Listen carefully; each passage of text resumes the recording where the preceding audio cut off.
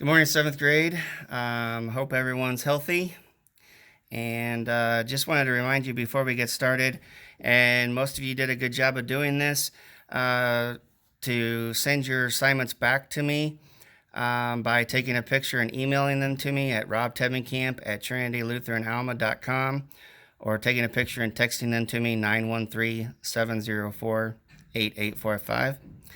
And we're going to go back a lesson because I didn't realize we skipped lesson 61. So we're going to do lesson 61 today on page 432. Okay. And underneath new concepts there, recall from investigation 6. And we might not have done that because we didn't take our last test, but that a parallelogram is a quadrilateral in which both pairs of opposite sides are parallel. Okay, so a parallelogram is a quadrilateral. It has 4 sides. Okay, a parallelogram, and once again, my drawings aren't going to be perfect because I'm trying to do this differently.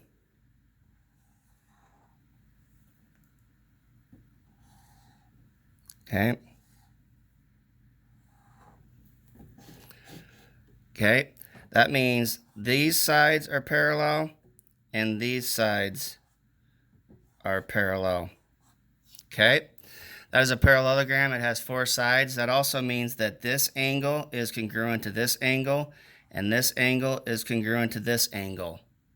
Okay, parallelogram has 4 sides. It means the opposite sides are parallel, and it has 2 pairs of parallel lines. Okay. Also, a rectangle is parallelogram, but this is not a parallelogram. Okay, because these sides are parallel, but these sides are not. Okay, so a parallelogram is a quadrilateral, and today we're going to learn how to find the area of a parallelogram. So I want you to turn to page 434. Okay, and the area of a parallelogram is base times height. Same thing as a rectangle, right? Because a rectangle is a parallelogram. Okay, so area is base times height. That's how we find the area of a parallelogram. So example 1, we have that parallelogram.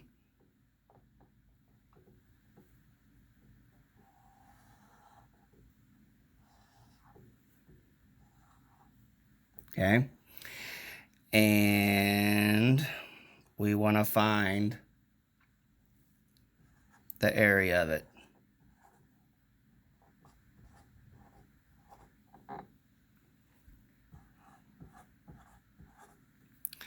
Now, to find the area of this parallelogram, we don't have to worry about this number right here, because that is just the measurement of that side.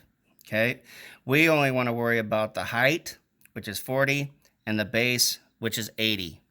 Okay, to simply do that, you go base times height, which is 40 times 80. Okay, 4 times 8 is 32. Add the 2 zeros. Okay, the area of this, so the area of this parallelogram is 3,200 yards squared because we're dealing with area. Okay, if we want to find the perimeter, which they do ask us to find the perimeter in this, 50 over here, that means it's 50 over here, that's 100. 80 here and 80 on top, that's 160.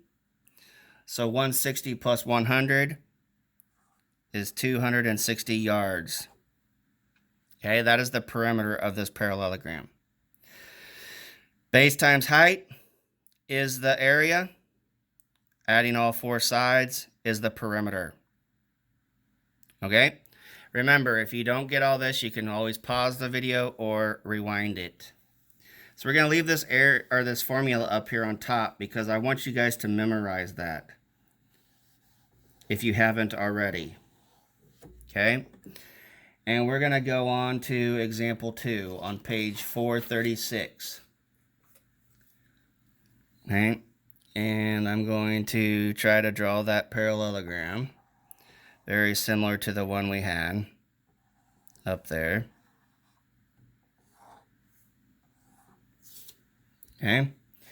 And this is D, A, B, and C. This angle here is 110 degrees. Now it says in parallelogram ABCD, angle D is 110. Find the measures of angles AB and C in the parallelogram. So if we know this, we know angle D and angle B are congruent. So B, and you're not gonna be able to see it there.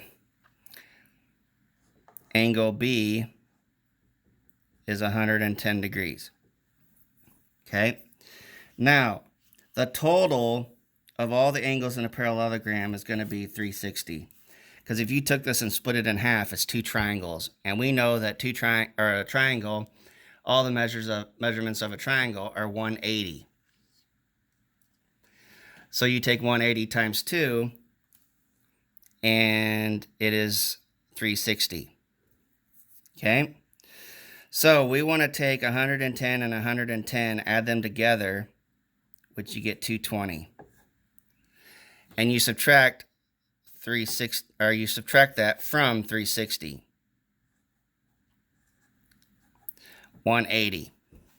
Okay? That does not make sense.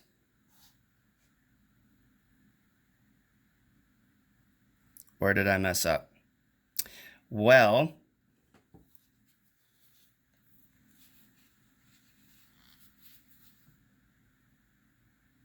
what is the sum of measures of the angles of a parallelogram? How does this sum compare to the sum of the measures of the angles of a rectangle? It's 360. So 110 and 110 is 220. Did I do the math right? No, I didn't. 6 minus 2 is 4. It's been a long week already, guys.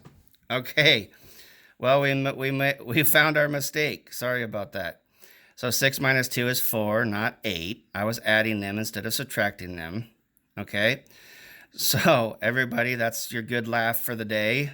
Compliments of Mr. T.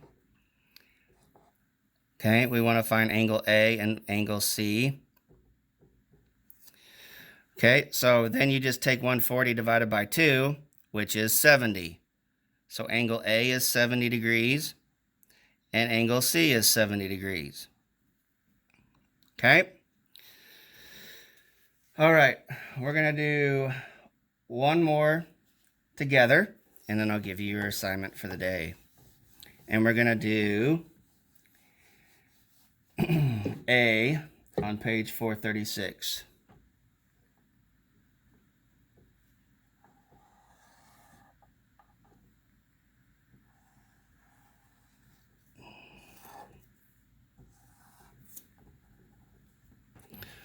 Okay, and they give us 10 over here. And these are all going to be in centimeters.